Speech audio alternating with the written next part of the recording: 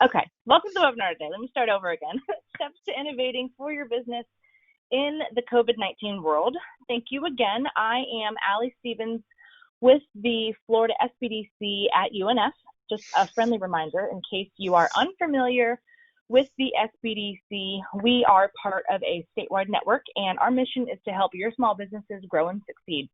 We do this by offering training and webinars like the one you're sitting on today, but we also provide no-cost confidential consulting on topics such as cash flow management, business planning, marketing, access to capital, or COVID-19 recovery.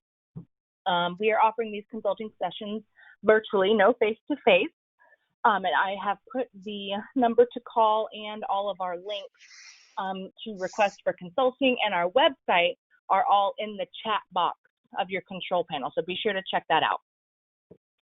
So now that you know who we are, let me introduce our speaker today, Mr. Len Furman.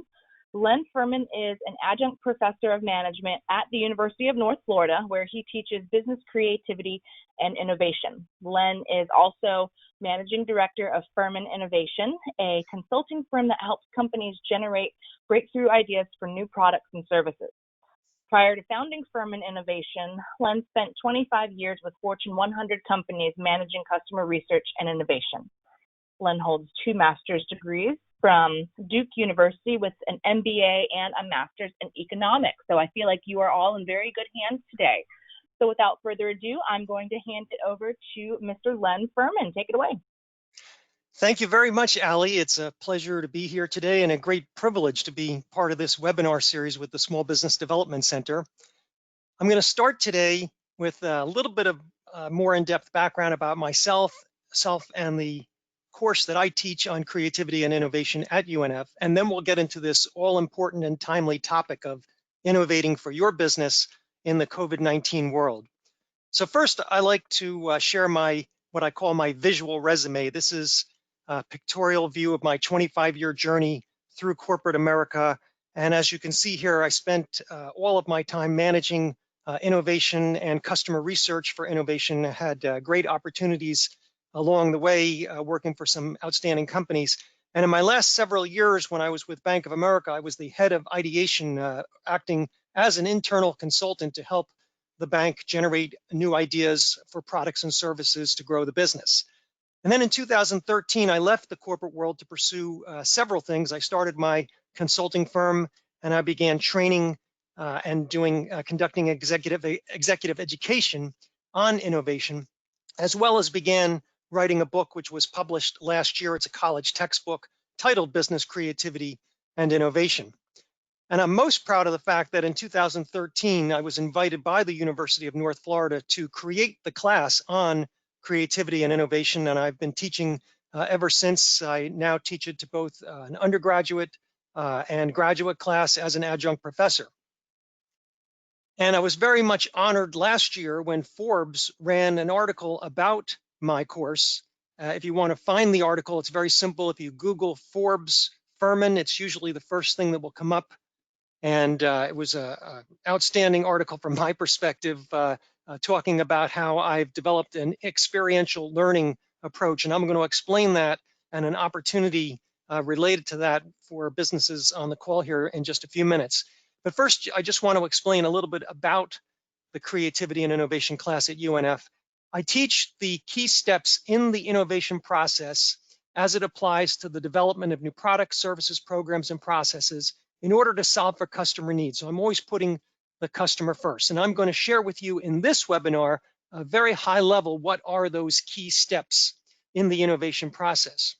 I also like to start out my class and any webinar like this with an explanation of what is innovation. Innovation's become this real buzz term in the last 20 years, and I think a lot of people have a different notion of what it is. So just to level set, my definition is an idea that delivers significant positive change and is successfully commercialized. And usually it follows a clear problem solution continuum. So you identify a problem. Usually it starts with a customer need, but it could be a new business requirement or once in a century, a global pandemic that creates a problem. And then businesses, once they understand the problem, can start to identify solutions. And solutions do not have to just be new products. A lot of times people think of innovation and they just think of Apple's next product, but it can also be new processes, new services, new programs, and it can be things that satisfy internal and external customers. So somebody in the payroll department coming up with a new process that streamlines things for everybody, that's innovation as well as the Apple iWatch or iPad. Now, companies that have embraced innovation and the innovation process I'll be sharing with you have become some of the most successful companies and largest companies in the world, while other companies that may have even been market leaders in their time but avoided innovation have become irrelevant. And so innovation is really important for everybody so you don't run this risk of becoming irrelevant.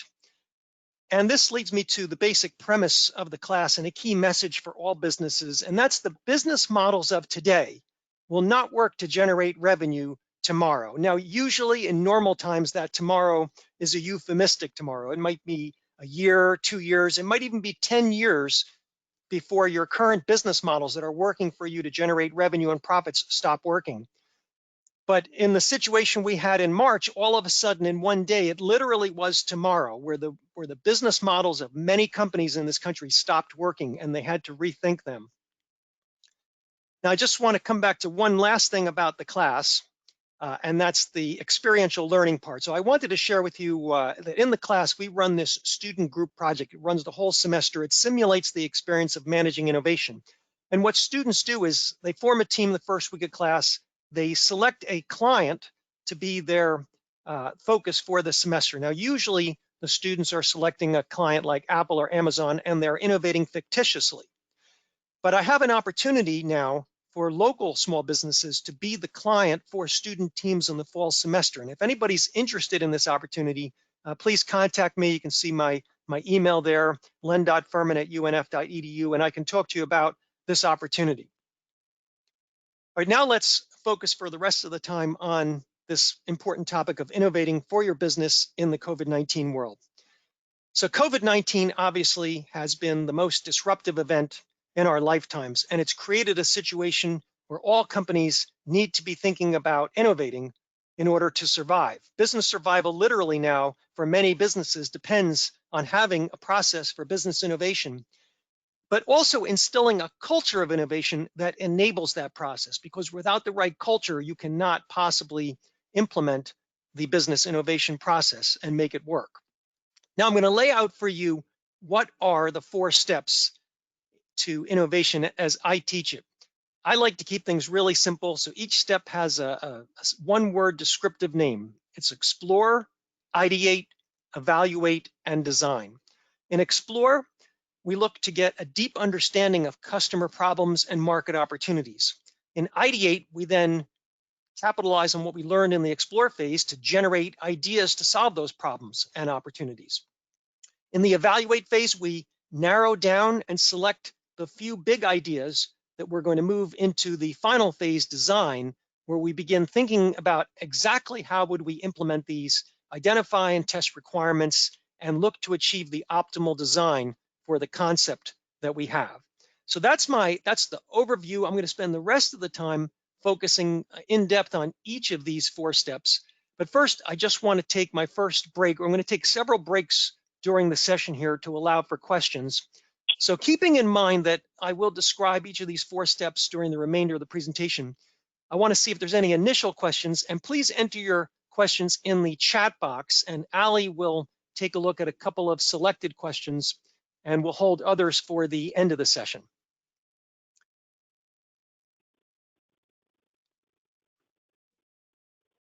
Yes, it's Ali here. If you would like to enter them into the chat box or the question section, you have the option to ask your question privately or not. Len, at this time, I'm not seeing anybody coming in. We'll give them a couple more seconds to finish typing if anybody is typing their questions out now with regard to the previous section.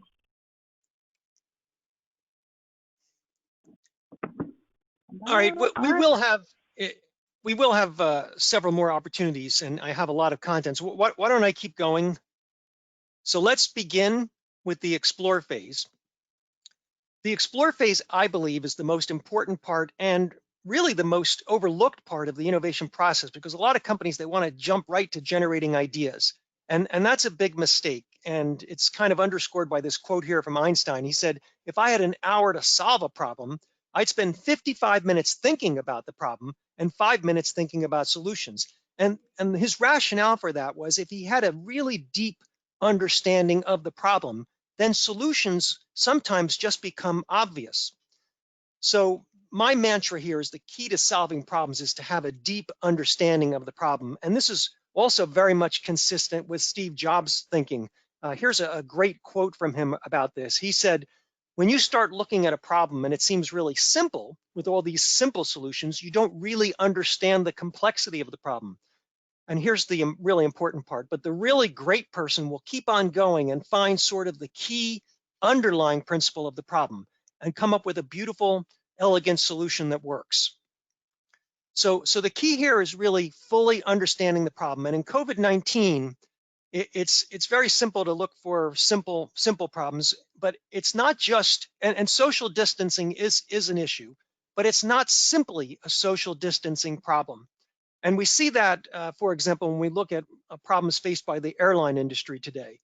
And we'll take a look at that in a second. So the core of the problem, as I see it, and I'm no expert here, but one of the core problems I see is that these COVID-containing droplets that are expelled by one person, we have to stop them from reaching another person, no matter the proximity.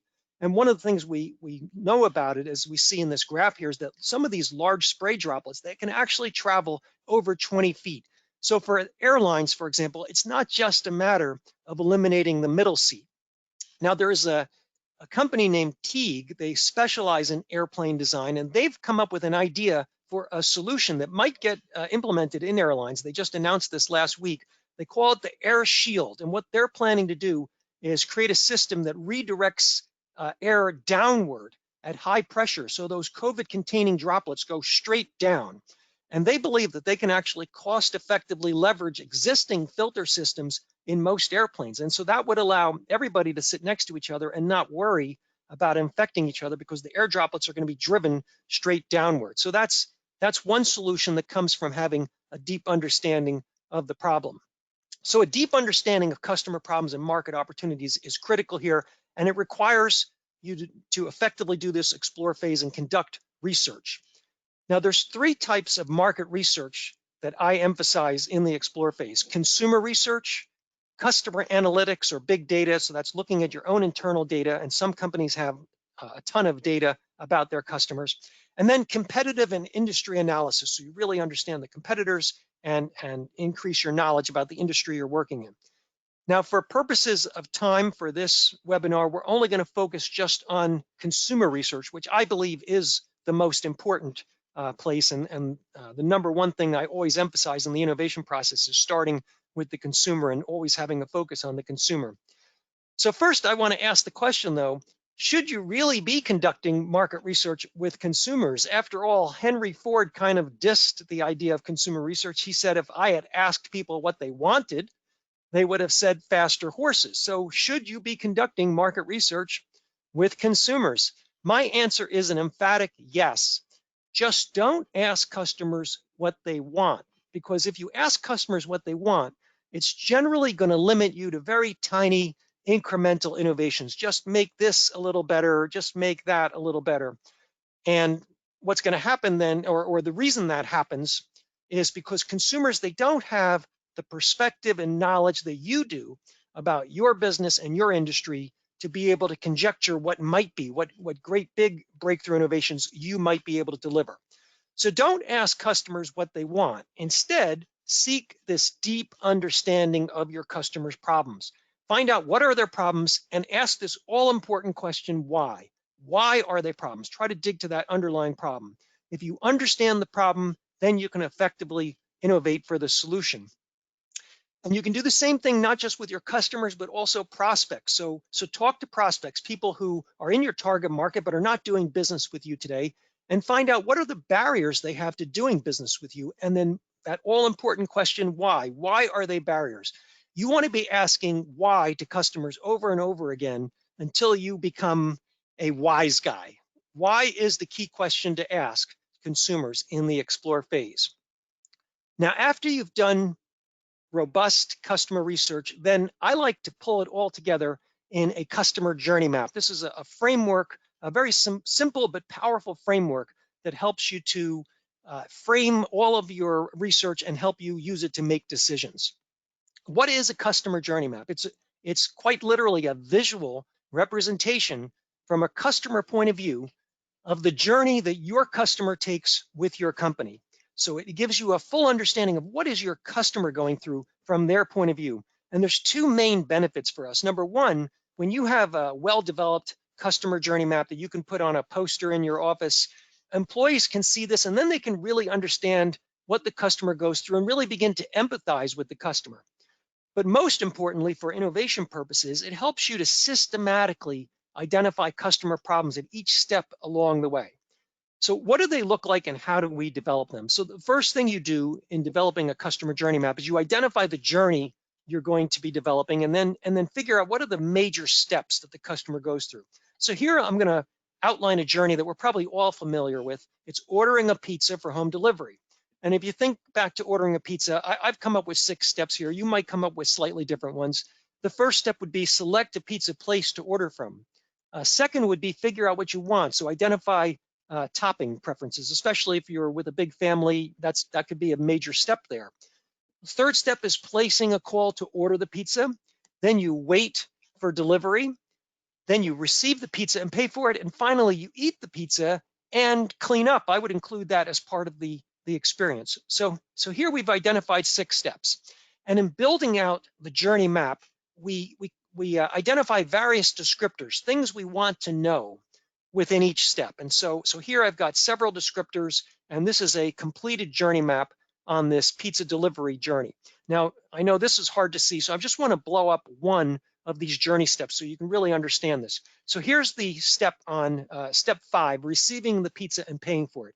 And the descriptors I used here were touch points, desired outcomes, thoughts and feelings, and customer pain points. And I'll just go through these briefly. So a touch point with the company here would be the delivery person or the pizza box. These are things that the customer is experiencing in this step that is the company to them at that point. The customer's desired outcome here, they want the pizza to be warm, look tasty. They want payment to be quick and easy. Things they might be thinking at this point are that I hope they got the order right. When I open up that pizza box and look at it, that's a moment of truth. I want to see they got the order right. I want to make sure it's still warm. They're maybe thinking they've got to tip the driver. And some things that could go wrong, the pain points, the pizza order might be wrong, it might be cold, the box might be greasy. So in the pre-COVID world, these are things that might have been in the customer journey here at step 5. But let's take a look at what step 5 looks like now in the current COVID world. So the things in yellow are new things that the customer might be experiencing and thinking.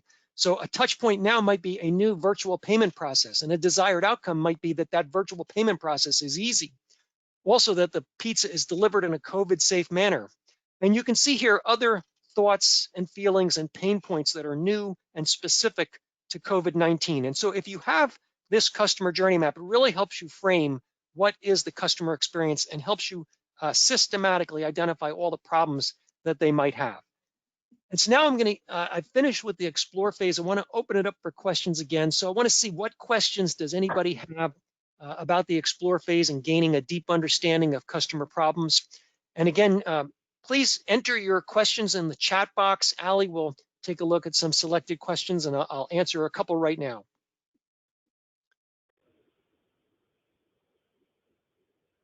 I'll give everybody a second to type them in.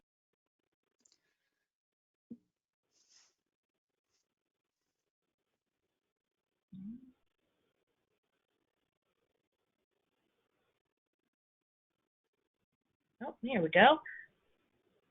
Oh, somebody asked if this presentation will be made available afterwards. Yes, it will. Okay, here we go. How is this different when you have a services company as opposed to a company that sells physical products? Oh, it's exactly the same. The process here for innovation is the same as I mentioned up front. This applies to new products, services, programs and processes, and also whether you're innovating for something that's going to be an internal change to the company or an external change that fits the customer. So we could just as easily have been looking at a service like Verizon Wireless, for example, and looked at their customer journey, where you have to think about what phone you want and and think about a provider, contact the provider, discuss the terms of service, get your phone, set up the phone, use the phone, go through customer service. So those are all things we could easily map out in a customer journey, just like a new product would be mapped out.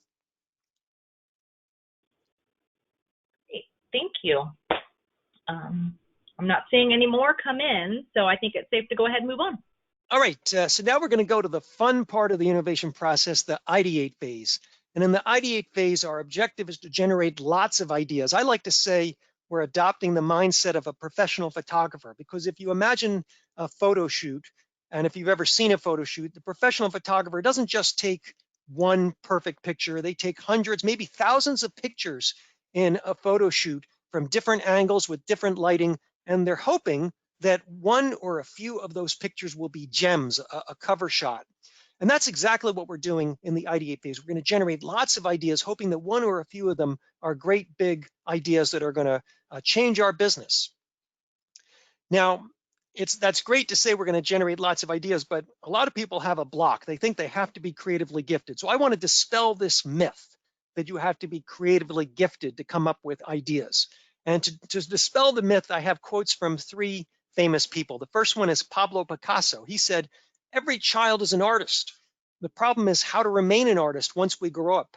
You see, we all have an innate ability to create, but what happens to us is society kind of roots that out of us. We kind of want to conform and not share crazy ideas. But when we go into a brainstorming session, it's important to kind of throw that out and have take an approach that this is a risk-free environment and dig back into your creative side. We all have a creative side. The second quote comes from Sam Walton. He said, "Our best ideas come from clerks and stock boys." Now here, Walmart, so Sam Walton's the founder of Walmart. Walmart's a huge company. They pay many people 6 figures in their Arkansas headquarters to come up with ideas. And yet he said the best ideas come from clerks and stock boys. I found that to be a really powerful statement. And it underscores, first of all, ideas can come from anywhere. It also underscores the fact that you really need to go through that explore phase, because when you really understand the problems, then you can come up with solutions. Clerks and stock boys, by definition, they're people that are out in the field, they're in the stores, they're seeing customers on a daily basis, they're seeing their problems, and that's probably why they were coming up with the best ideas. Now, the third quote comes from a famous doctor. You've all heard of him. It's not Dr. Phil, it's not Dr. Fauci, it's Dr. Seuss, who says, "Oh, the things you can think up if you only try." And the reason I bring this up here is because the one problem I see for why companies fail in the ideate phase is they just don't spend enough time. A lot of people think it's wasted time if we're just sitting around and just doing nothing but generating ideas.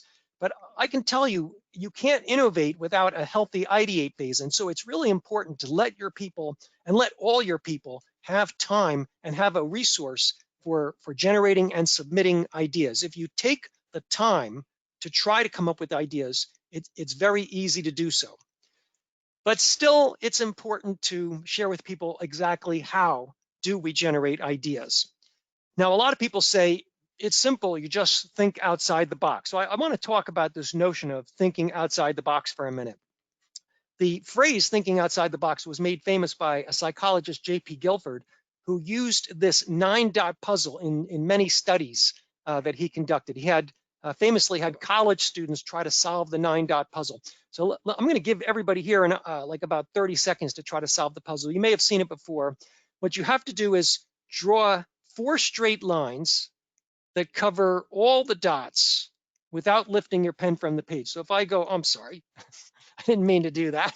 So if I go 1, 2, 3, 4, I would have, if I was using a pen there, I could have drawn those 4 straight lines without lifting my pen from the page, but I wouldn't have covered the middle dot.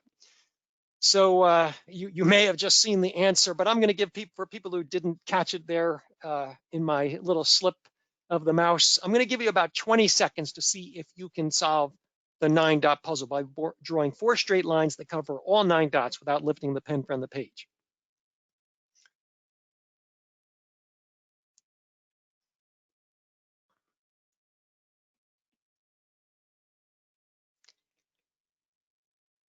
Now, if you're struggling to figure it out, don't feel bad. In the study back in the 1970s, when Guilford gave college students 10 minutes to try to solve it, only 25% could solve the 9-dot puzzle with 10 minutes.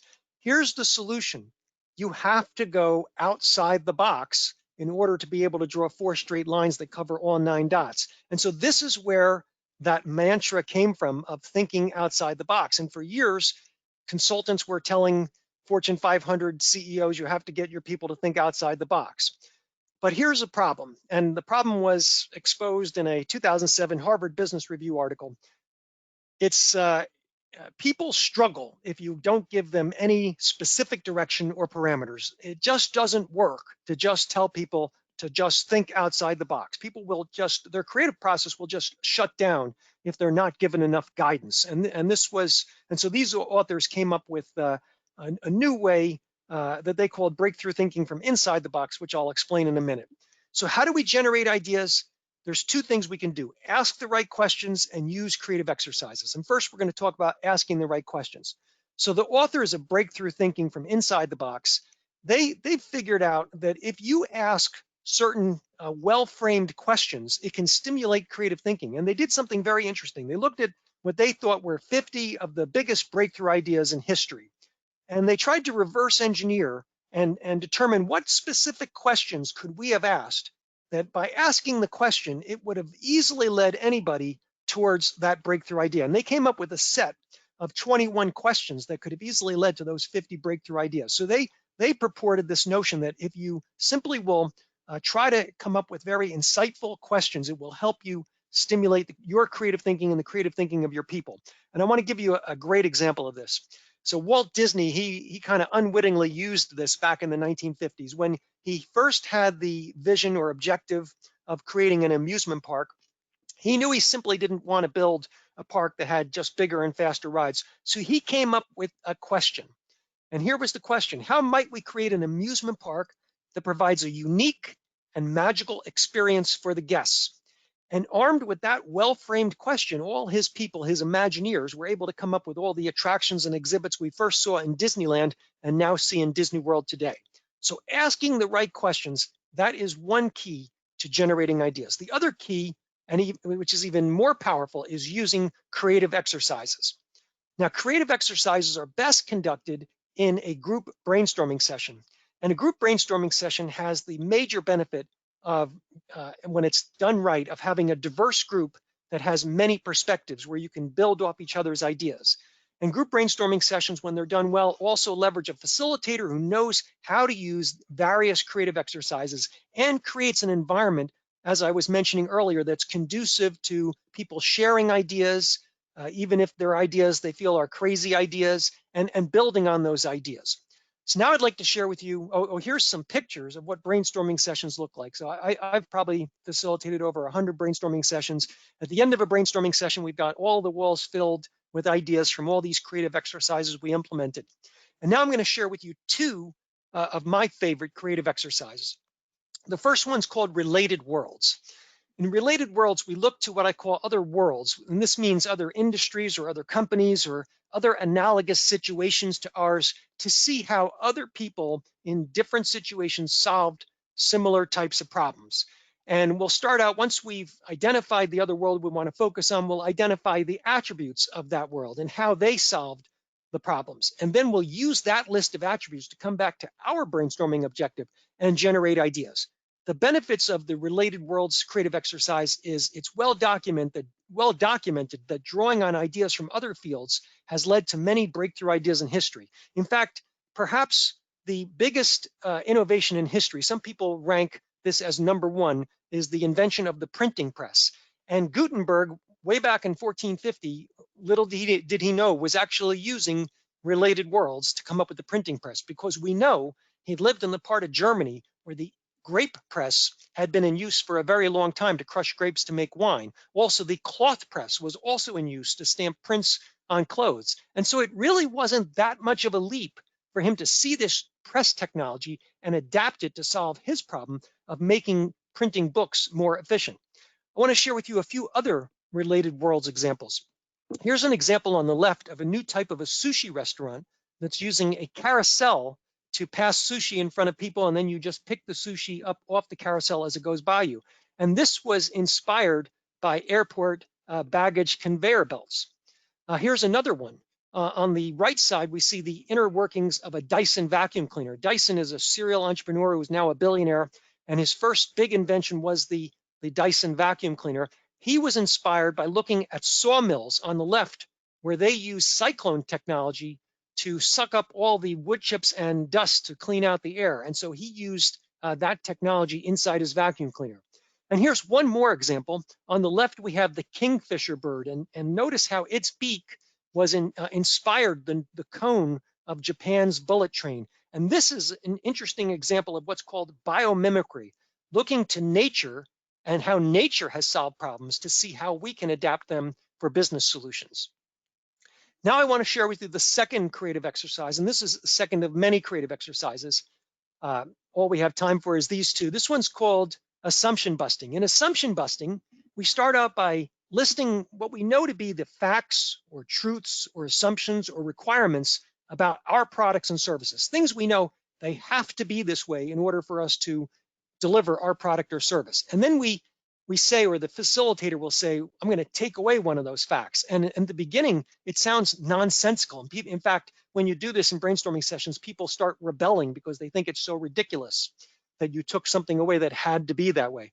But the facilitator will then say, well, what would it be like without that fact? And how could we create new value without that fact?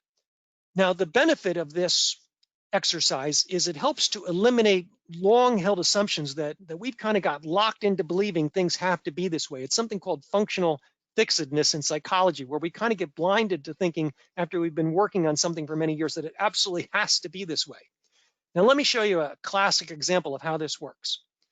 What's a fact about wine? And if you want to enjoy a glass of wine, well, one of the facts about it is you must remove the cork to pour the wine. Of course, it just seems nonsensical if we said, well, let's take that away and say you're going to enjoy this glass of wine, but you can't take the cork out of the bottle to pour the wine. How could you possibly do that? Well, a company named Coravin came up with a solution. The Coravin wine system allows you to puncture a tiny hole in the cork, pour the wine, and then the hole seals up. And then they also, before the hole seals up, they inject argon gas back into the wine bottle so the wine stays 100% perfectly fresh so you can enjoy it afterwards. The first time I saw the Coravin wine system, I thought it was magic. And I thought of this quote from Arthur Clarke, a futurist and author of Space Odyssey 2001. He said, any sufficiently advanced technology is indistinguishable from magic. So now let's take a look at a couple of COVID-19 problems and ideas that were brought forth for solutions. So one problem we know is that people don't like to wear masks, and there's lots of underlying problems. One underlying problem is that some people just feel impersonal wearing a mask. Well, a company in Belgium's come up with a simple solution for that. They create masks that actually has a photo of the wearer's face. What we're looking at here is a mask, not a picture of the full person's face, but a picture of their face on the mask. Here's another problem. Brides could not visit David's bridal shop when stores were closed at the beginning of the pandemic, and now for their stores that have opened, they have to maintain social distance. So what has David's bridal shop done? Well, they have come up with a host of new services where you can book an in-store appointment so you can go there when nobody else is there. You can book a virtual appointment. You can chat with a stylist. So they've started implementing all these ideas. And what's very interesting also is these are not just short-term ideas. They have said they plan on keeping these new services in place even post-COVID. So now I'm going to pause again for questions. I want to see what questions you might have about how you can generate ideas for your business. And please enter any questions you have in the chat box. Hey, Len, we've got one right off the bat here. Where is the difference between an innovation process in normal times, like most examples shown, and innovation now with the acceleration and disruptions due to COVID-19? Yeah, that's an excellent question. Well, I advocate that all companies have a continuous innovation process because innovation, just like any other skill, like playing piano or shooting a basketball, it requires you to continually practice it. So first of all, I always advocate all companies be spending a small amount of their time continuously innovating.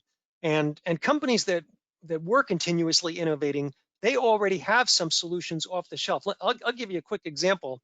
I am a juggler, and this month is usually when I attend the International Juggling Festival and participate in competitions.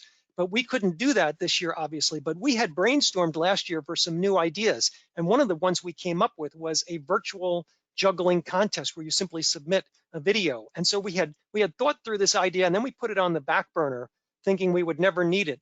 And then lo and behold, in March, we simply dusted off that idea and we were ready to go. And if we hadn't done that, if we hadn't been innovating in normal times, we wouldn't have been ready to go with an idea that was perfectly suited for the crisis. And now that you're in the crisis, you need to really ramp up these efforts. You need to be going through, this needs to be top of mind. This is the most important thing you can be doing. Going through first that explore phase, understanding your customer needs, and then starting to generate ideas for solutions. And then we'll see in a few minutes what are the next two steps.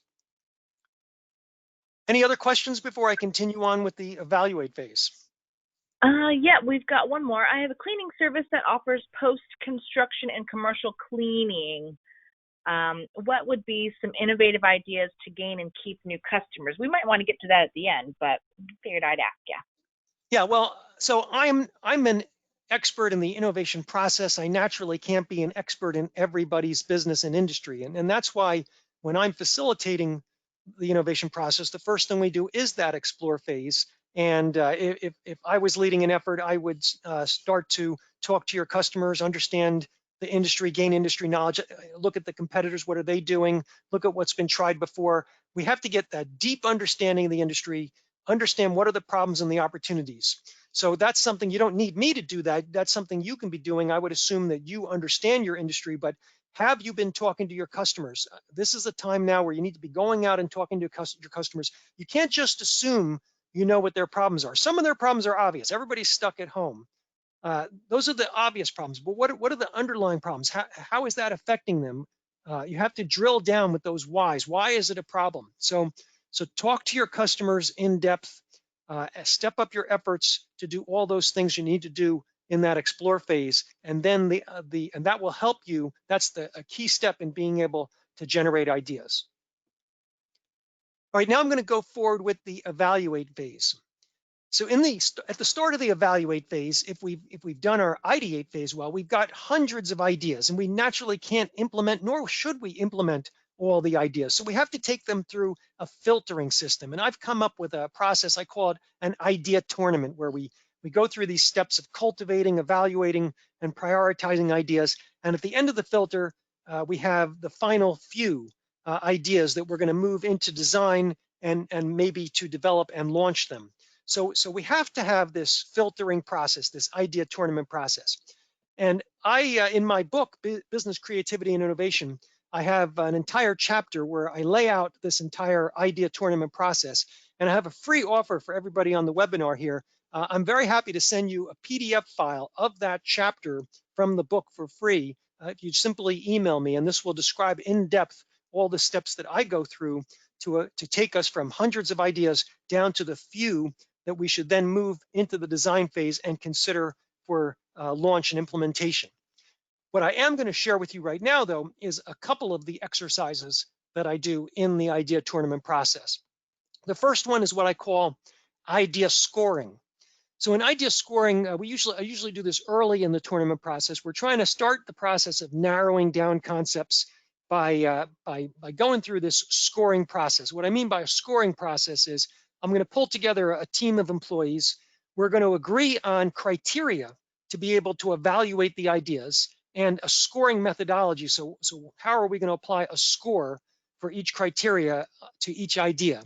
And then each of us goes off and scores each idea using this similar criterion scoring methodology. And then we collect all those scores, and that helps us rank the ideas. So we've got an objective way of rating and ranking the ideas. Now, when I say scoring criteria, I mean questions like these. And I like to have at least 3 scoring criteria. And if I have just 3 scoring criteria, I always like to have one that would be revenue based. So it's about growth of the company, one that's customer focused. So is this going to improve the customer experience, increase customer satisfaction, and at least one criteria that's internally focused. So what's the impact of this on our operations, or do we have the core competencies, or what is the cost of this, or how long will it take? So you can easily have 5, 6, 10 criteria, but at least those 3. Now, in the COVID-19 crisis here, there are other criteria you might want to consider, like the questions here. So for example, will this idea improve customer comfort in visiting our store? Will it have an impact on our employee safety? And the last question there, does it have both short-term and long-term value? So when we look back at the David's bridal shop, they came up with ideas that have both short-term and long-term value. So that's great. So first we come up with this criteria, and then we put it into this grid format. We score each idea against the criteria. Here we're using a 1 to 5 scoring system on each of the criteria, and then we add them up and we tally the scores. And so here you see we've got this was ideas for Tesla, and we've got them all ranked here. So you can see this spreadsheet how we did this. So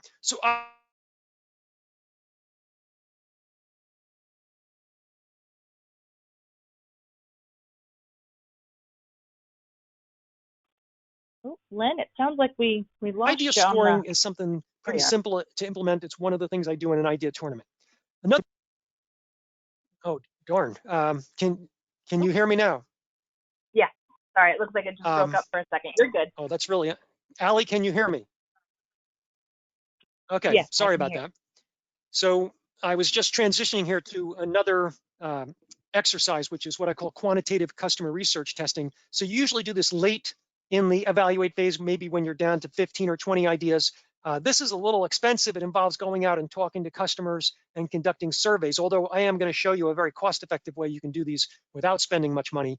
What we do here is we're going to talk to customers in a quantitative survey type format and ask them several questions, like how likely would you be to purchase this product or service? And you can ask several other questions that help you evaluate the idea. Now, there is a free platform out there called SurveyMonkey. A lot of businesses use SurveyMonkey. If you're a small business, it's really fantastic because it's very simple to use. They have a free version of it. You can very easily set up a survey, send the link to survey out to your customers and prospects, and it even helps you analyze your data. So I would encourage everybody to be taking advantage of this free SurveyMonkey platform. And now I've come to another break point. I want to see what questions anybody might have about how you can evaluate ideas for your business.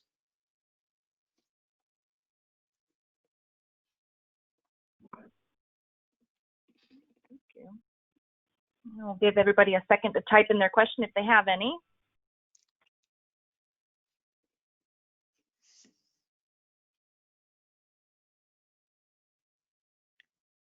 I'm not seeing any, Lynn. All right, then I'll move ahead to the design phase, and we will have time for questions at the end. So the last phase of the innovation process is the design phase. We enter the design phase when we're down to just a few big ideas that we want to implement. And so in design, what we're going to do is basically 3 steps. We're going to build what I call rapid prototypes. I'm going to explain what I mean by that.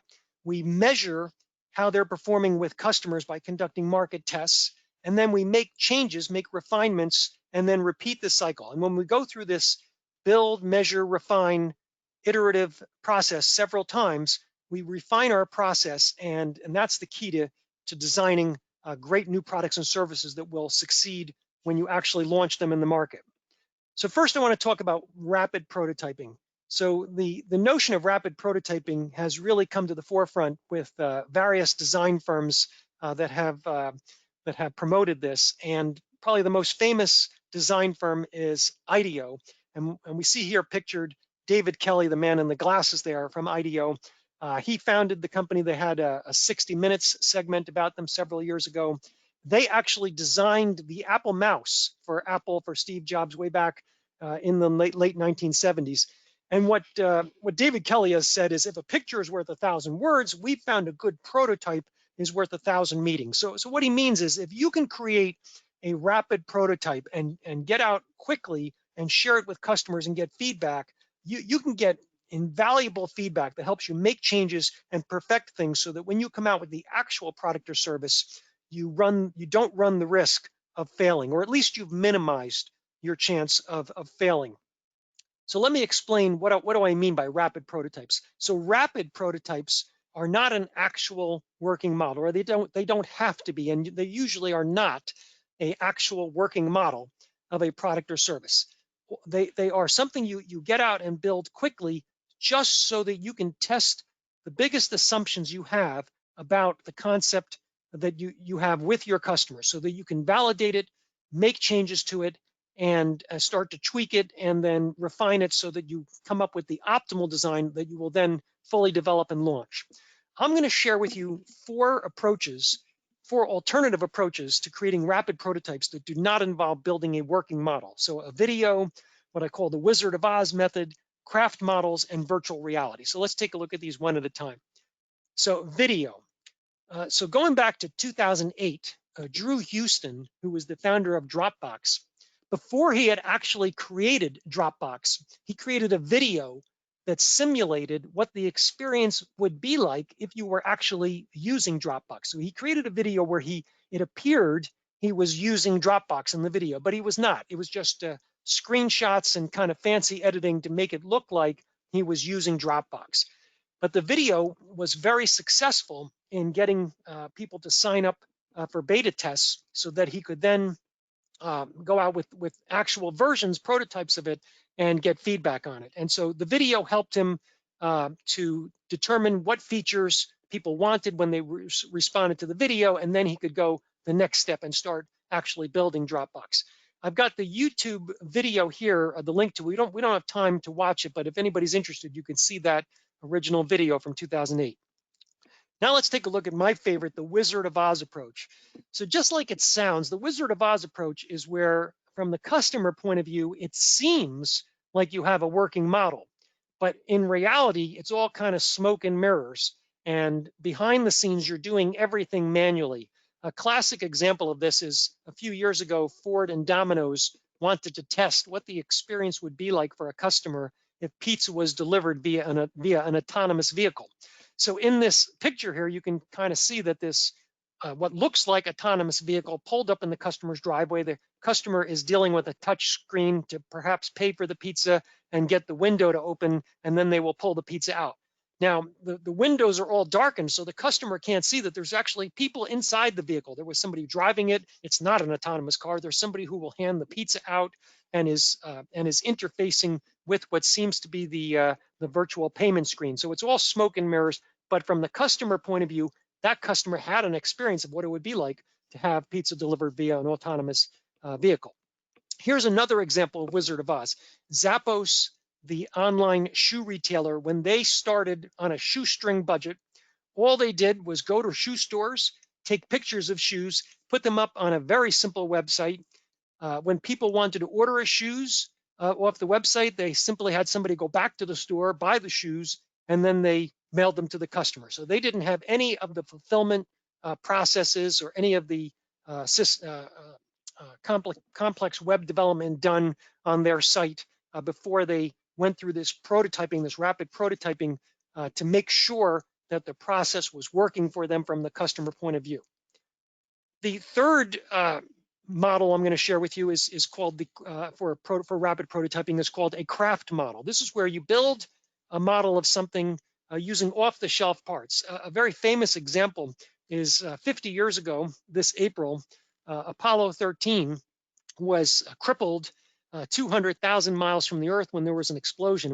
And while they had many problems, perhaps their biggest problem was they didn't have the carbon dioxide scrubbers working to clean the air. They had to create using only available materials that they had on the spacecraft a new carbon dioxide scrubber to save their lives. And so scientists in mission control had to come up with a craft model in Houston and then call up the instructions for how they could actually create that. Now, the reason I bring up this one is a friend of mine who was an innovator actually was very inspired by this a couple of months ago to try to solve the problem that was really rampant a couple of months ago with the COVID crisis, where we didn't have enough ventilators, and particularly third world countries maybe didn't have any ventilators.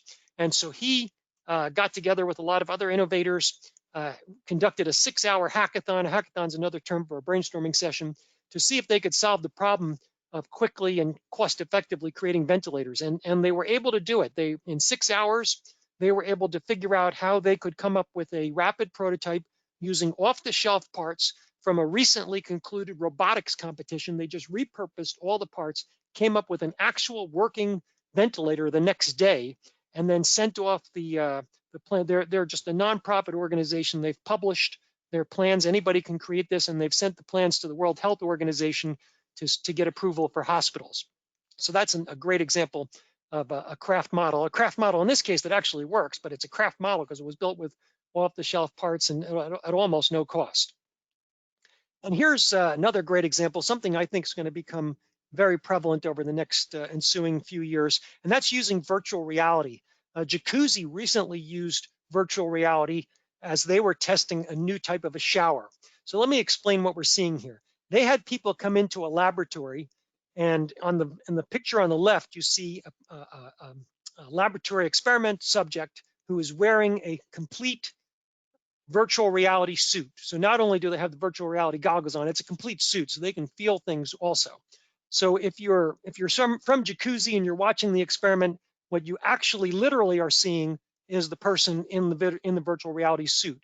But then using virtual reality computer technology, we can see what the virtual reality scene looks like. So if I'm somebody from Jacuzzi, I can see what the scene looks like in virtual reality in the middle picture. And then the picture on the right, this is the view that the person in the suit actually has. And so the people from Jacuzzi, the innovation managers of Jacuzzi, during the test, the whole time on a computer screen, they can see exactly what the customer is seeing and what the customer is doing.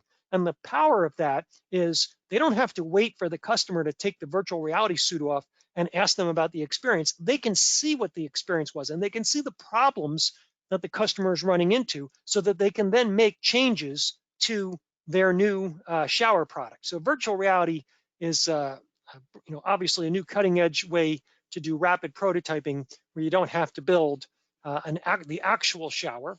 You can just have people step into virtual reality and test it out. So in design, we're going through these 3 steps of build, measure, refine, and then repeating them. So we're building our rapid prototypes, bringing people in to test our prototypes, and then making changes, and then do it again. And as we go through this repeated cycle of build, measure, refine, our hope is that we can create optimal designs through this repeated experimentation and come up with a design that we can feel very confident is going to be successful in the marketplace, or at the very least, dramatically reduce our chances of a new product or service failure. And I want to talk about this notion of failures. Everybody's obviously always concerned about failure, and we want to, and the innovation process helps us to minimize new product failures at launch. But what we're not trying to do is minimize failure at all the steps along the way. In fact, in the design phase, we want to fail. We want to go through what's called fast failure. We're intentionally trying to get out as quickly as we can with a rapid prototype, knowing it's not perfect, knowing it's going to fail. But the important thing is we find what are those failure points, learn from them, and make those refinements. And so this notion of fast failure is underscored by these quotes we see here. So Einstein said, "Anyone who's never made a mistake has never tried anything new." Edison said, "I failed my way to success." And Thomas Watson, the founder of IBM, said, "The way to succeed is to double your failure rate." But they're all here talking about failure in this design phase, not failure after we've launched and spent all our money in development and marketing to launch a new product. So now I'm going to stop one more time and see if there's any questions about how you can design and test solutions for your business. Again, we'll give everybody a second just to start typing.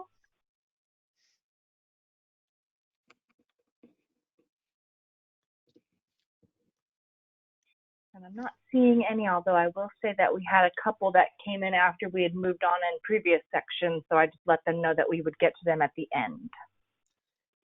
All right, I just have a couple more slides and then we'll open it up for any other questions. So I want to just talk very briefly about the culture of innovation. So I've taken you through the process, but the process is not going to work, or we find barriers to the process if we don't have the right culture in our company. So what do you need to do to have a culture that's going to enable these processes to flourish within your company? Well, first of all, it's got to be top down. I found the innovation process works best when it's top down. And if you think of the most innovative companies, the chief executive officer was often also the chief innovation officer. When you think of Elon Musk or Steve Jobs, these people were involved in innovation heavily.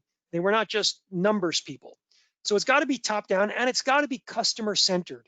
The more customer centered you are, the more you're spending time in that explore phase, the more it's going to work. But you also need to follow some of these basic pillars where change is embraced in the company rather than being feared, and alternative solutions are encouraged rather than being dismissed.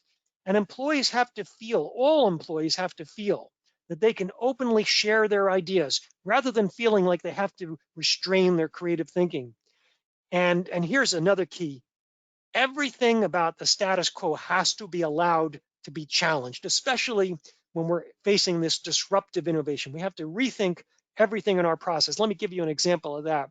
One of the interesting things that's come out of the crisis is how some companies have completely repurposed what they do, for example, to solve for customer needs. So early on in the crisis, people couldn't get hand sanitizer. Well, some whiskey distilleries realized they had the core competencies to make hand sanitizer. So all of a sudden, they were doing something they never thought they would have done. They allowed the status quo to change so that they could solve a customer problem that wasn't even a problem of their day-to-day, their good customers who just wanted to be able to buy spirits. So you need to allow the status quo to be changed and challenged. So let me sum up then the 4 steps of the process and how they apply to the COVID-19 crisis. So in the explore phase, I can't tell you enough. You need to talk to your customers, find out what are their most critical pain points they're facing here in the crisis and why. And then we ideate. Let's generate ideas to solve for those major pain points and think about how you can leverage your core competencies for new solutions, just like the whiskey distillery thought outside of their core competence, thought how they could leverage their core competencies for new solutions they had never considered before.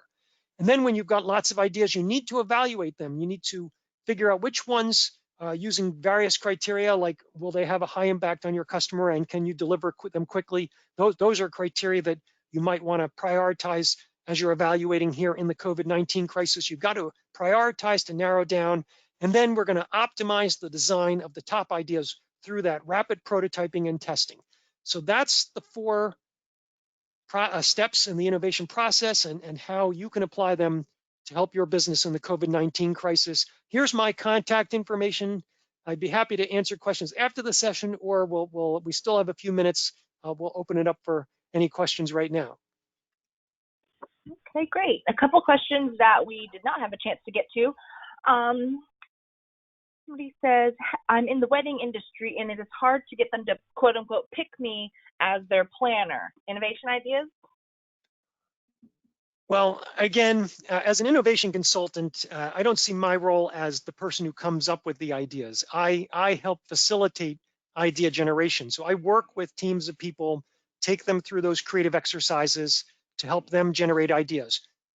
You need people in brainstorming sessions that know your industry, that know your customers, that deeply understand the customer problems, deeply understand the core competencies of the business so that you know what types of things you might be able to do. I don't have the knowledge of every industry to be able to generate ideas for what you specifically might do. So you need to leverage these processes here to be able to generate the ideas. And I would like to point out, there are a couple more. I want to point out, as far as brainstorming sessions, that is something that the SBDC can help with, to make an appointment with one of our consultants to assist them with brainstorming ideas. That's exactly what we do at no cost. Just want to point that out. Another question is, typically, how long does it take to go through the 4 stages, and who within the organization should participate in this process? That's a great question. The quick answer is it can vary from literally 1 day to maybe 6 to 9 months. At the long end, and right now in the crisis, we don't have that kind of time. But in kind of normal times, when we're not under a lot of pressure and we're innovating with very forward-thinking things, we might be doing a lot of research. We might actually be going out and observing customers in their homes or in places of business. So we're spending a lot of time. But in this time of crisis, we can compress it to 1 full day session. And in that full day session, I would encourage you to bring in a good cross-functional team of people. I want to have people represented from all different hierarchies in the organization. I want to have those clerks and stock boys, people who are seeing the customers, all the way up to senior leaders. Also want to have different cross-functional areas. I don't want to just take the marketing team offsite because they all think the same way. I want to have a very diverse group of people who are then going to have a full understanding of all the ways we touch the customer and all the things we possibly could do. So it's got to be a broad, cross-functional team of people that's going to participate in that full day session.